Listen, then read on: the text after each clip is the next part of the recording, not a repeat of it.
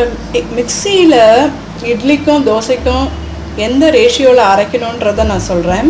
உங்களுக்கு நல்லா சாஃப்டாக வரும். நான் ரேஷியோ உங்களுக்கு சொல்கிறேன். இது பார்த்திங்கன்னா இட்லி அரிசி, இது வந்து பச்சரிசி, அப்புறம் இது உளுந்து. நான் வந்து இந்த சைஸ், இது பெருசை விட ரொம்ப இருக்கிறதுல சின்ன சைஸ் ஆழாக்குன்னு சொல்லுவாங்க. நீங்கள் இல்லை டம்ளர் யூஸ் பண்ணலாம், கப் யூஸ் பண்ணலாம், எது வேணாலும் நீங்கள் யூஸ் பண்ணிக்கோங்க. நான் இந்த அளவு இப்போ எடுத்திருக்கேன். இப்போ பார்த்தீங்கன்னா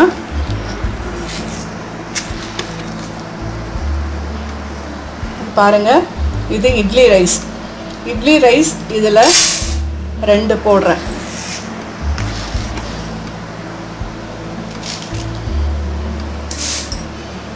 அடுத்தது பச்சரிசி. பச்சரிசி இதில் 2 போடுறேன்.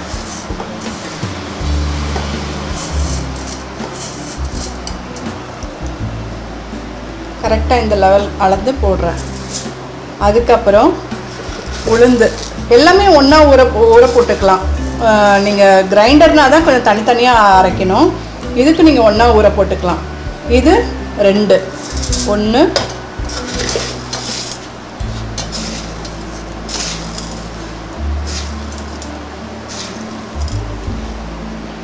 2 எல்லாமே சமமாக தான் நான் அளந்திருக்கேன்.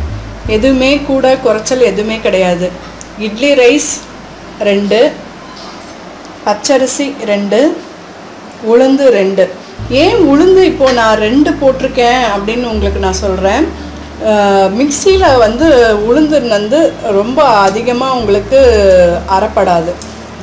ரொம்ப உங்களுக்கு இது கிரைண்டரில் நீங்கள் அரைச்சல்னா உங்களுக்கு அப்படியே உங்களுக்கு டபுள் குவான்டிட்டியாக உங்களுக்கு கிடைக்கும். ஆனால் மிக்சியில் உங்களுக்கு கிடைக்காது. இப்படி போட்டிங்கன்னா தான் உங்களுக்கு இட்லி ரொம்ப சாஃப்டாக வரும்.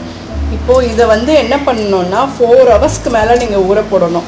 4 ஹவர்ஸ்க்கு மேலே ஊற போட்டு மிக்சியில் நல்லா அரைச்சி, மிக்சியில் கொஞ்சம் நீங்கள் அரைக்கிறச்சே கொஞ்சம் நல்லா கொஞ்சம் ரவை பதத்துக்கு அரைக்கணும். அதை அரைக்கிறச்ச நான் காமிக்கிறேன். அந்த ரவை பதத்துக்கு நீங்கள் நல்லா அரைச்சிட்டு 2 தடவையாக போட்டு நீங்கள் எடுக்கலாம்.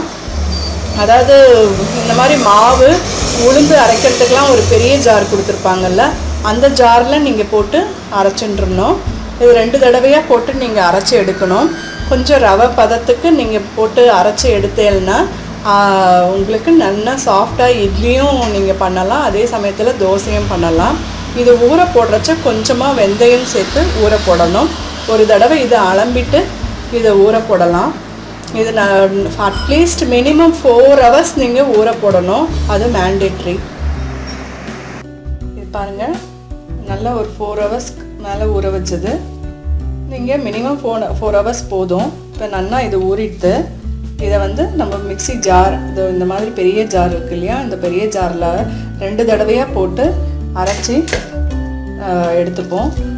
எப்படி ஃபினிஷிங்கில் எந்த பதத்தில் எடுத்து நான் மாவு விடணுன்றதை நான் உங்களுக்கு சொல்கிறேன்.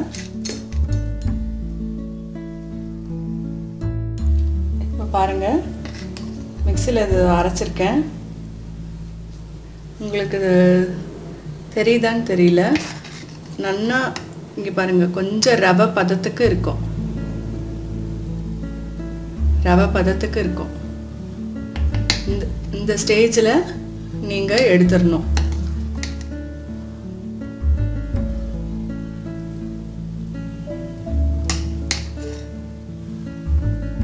இங்கே பாருங்கள், கொஞ்சம் இந்த ரவை பதத்துக்கு இருக்கணும்.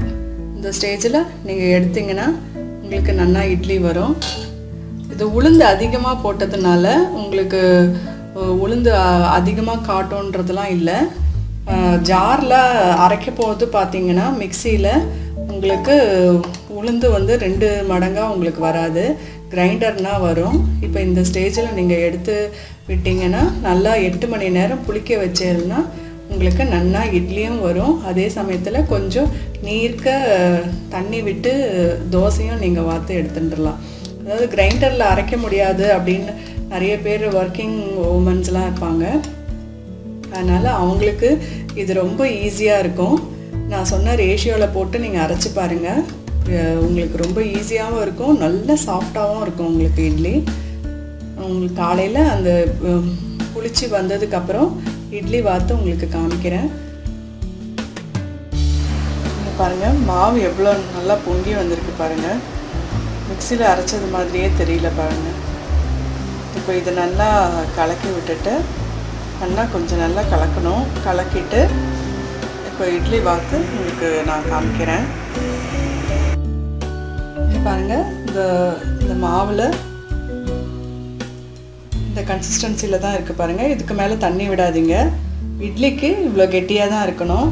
இப்போது 2 தட்டு நான் நல்லெண்ணெய் விட்டு இதில் ஃபஸ்ட்டு இதில் விட்டுருக்கேன். அதுக்கப்புறம் இதில் நம்ம விட்டு 10 மினிட்ஸ் கழித்து எடுத்து பார்ப்போம் இட்லி எப்படி வந்திருக்குன்றதை நான் உங்களுக்கு காமிக்கிறேன்.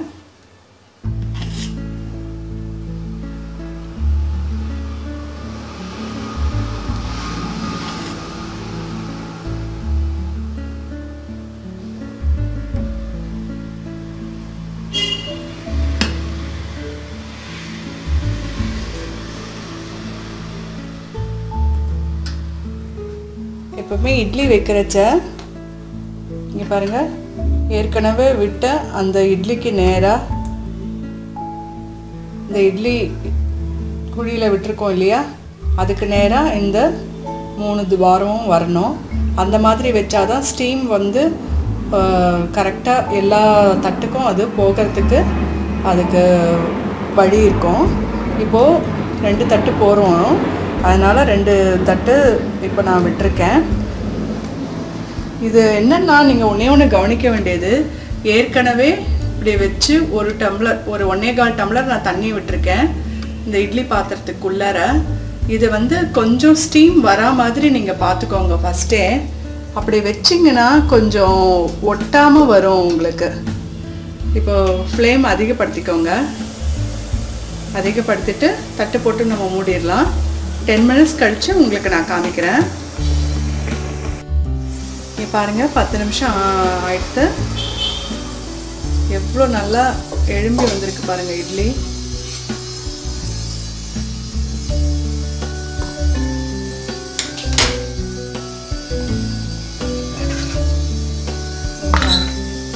நல்லா எழும்பி வந்திருக்கு இட்லி, நல்லா வெந்துட்டு. இப்போ இது சர்விங் பிளேட்டில் நம்ம வச்சிடலாம். இங்கே பாருங்கள், எவ்வளோ நல்லா எழும்பி வந்திருக்கு பாருங்கள். இங்கே பாருங்கள், இவ்வளோ சாஃப்டாக வந்திருக்கு பாருங்கள்.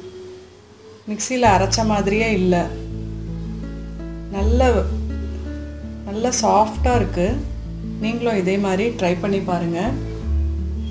இது வந்து கிரைண்டரில் அரைக்கணும்னு கூட இல்லை, இந்த மாதிரி நீங்கள் அரைச்சி நீங்கள் அதில் ட்ரை பண்ணி பார்த்துட்டு ஹேவ் எ ஹெல்த்தி ஃபுட். உங்களுடைய கமெண்ட்ஸ், ரிவ்யூஸ் எனக்கு வேணும். Thank you very much. Thank you very much.